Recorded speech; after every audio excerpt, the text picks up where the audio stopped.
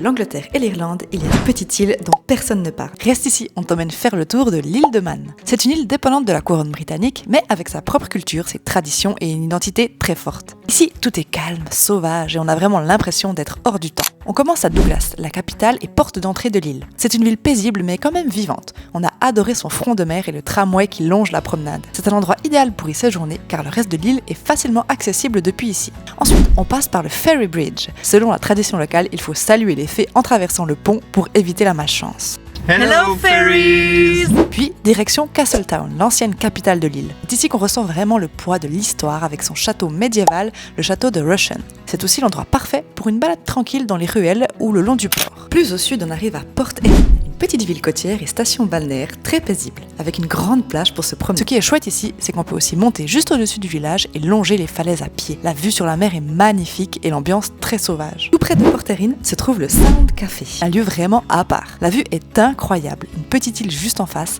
la mer à perte de vue, le vent, le bruit des vagues et, avec un peu de chance, on peut même apercevoir des phoques sur les rochers. Puis direction l'est pour découvrir l'un des symboles de l'île, la grande roue de l'accès. La voir encore fonctionner aujourd'hui donne vraiment l'impression de faire un saut dans le temps. Et pour finir en beauté, on monte au point le plus haut de l'île, le Snaefell, à bord du Snaefell Mountain Railway, en service depuis 1895, qui grimpe lentement jusqu'au sommet.